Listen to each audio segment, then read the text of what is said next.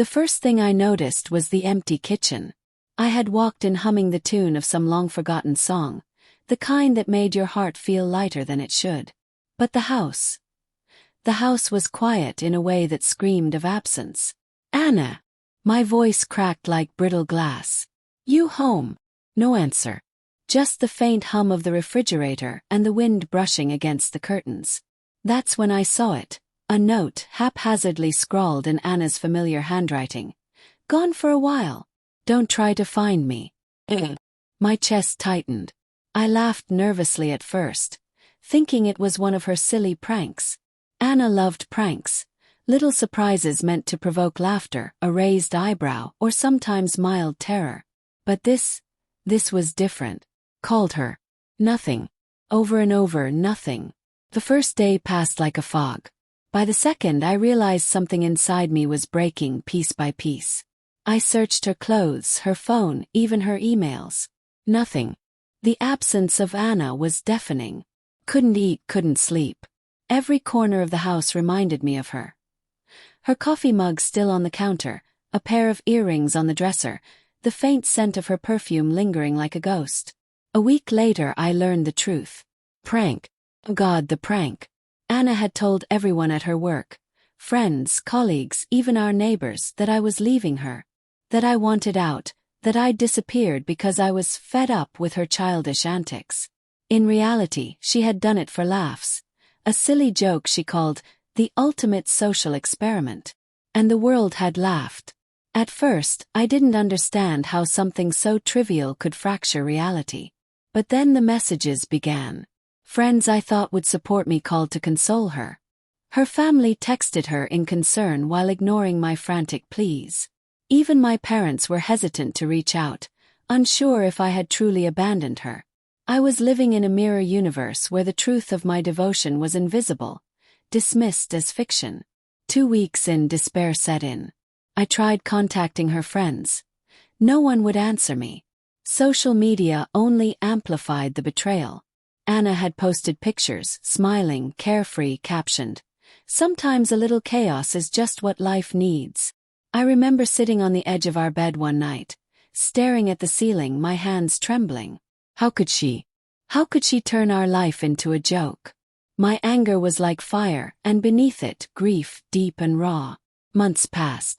Each day stretched longer than the last. I tried to hold on to hope that she would return, that she would realize the gravity of what she'd done. But the world moved on, and so did she. Then came the messages. I received a vague text one evening and signed, "Maybe we should talk." Maybe not. Life isn't a joke, you know. My heart leapt, then shattered again. I didn't respond immediately. I wanted to, but fear, anger, and disbelief tangled together like thorns in my chest.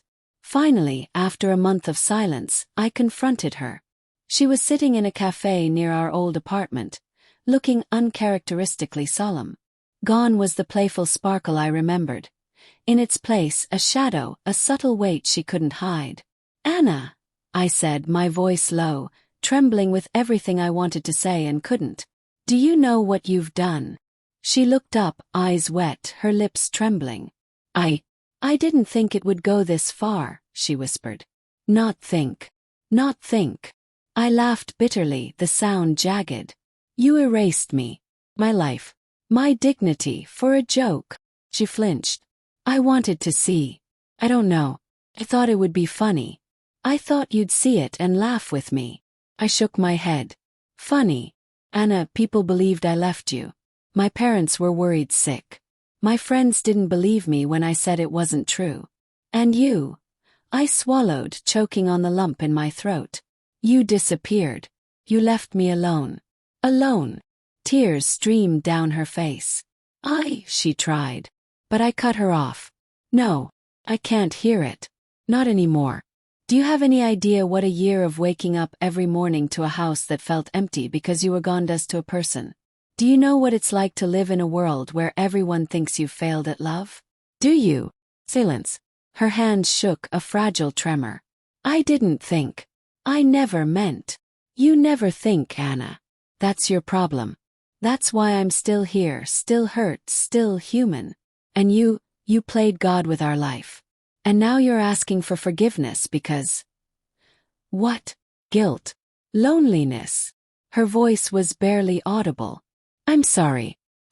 I really am.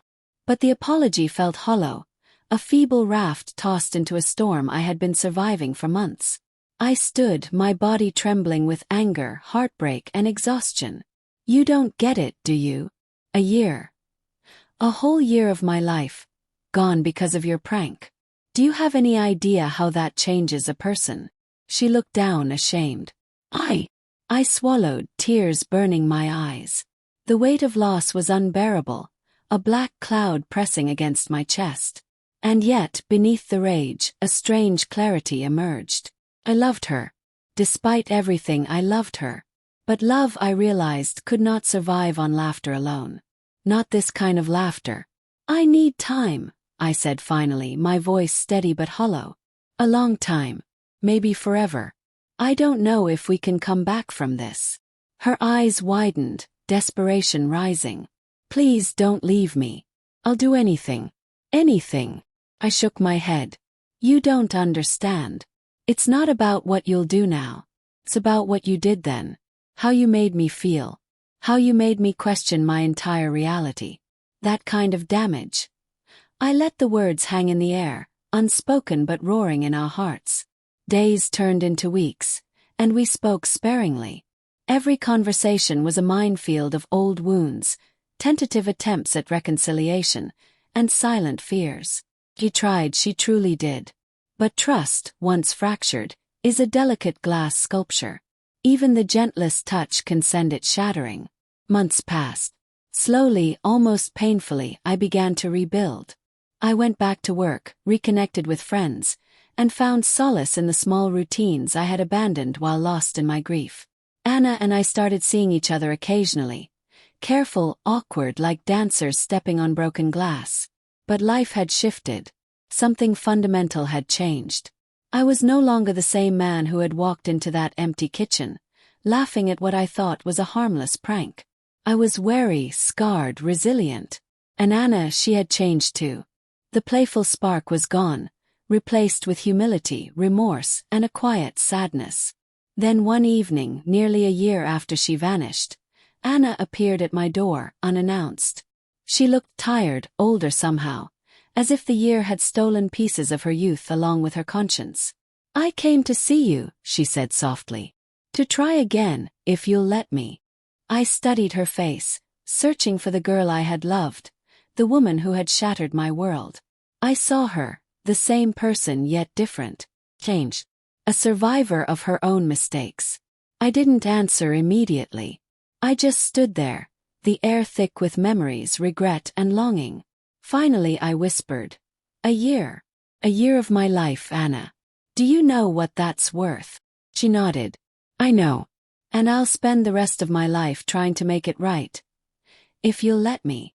I sighed a long, heavy exhale and closed the door gently. Maybe fate isn't about jokes. Maybe it's about learning, the hard way. We stood there, on opposite sides of that door, the space between us both a barrier and a bridge. A year had passed, but in that moment I realized something profound. We couldn't undo the past. We couldn't reclaim the time lost. But we could decide what to do with the time ahead. I reached out my hand, hesitant, trembling. She took it. The warmth of her fingers was familiar, yet tentative. I don't know if we can ever be the same, I admitted. But I know we're still us. In some way. And maybe, that's enough for now.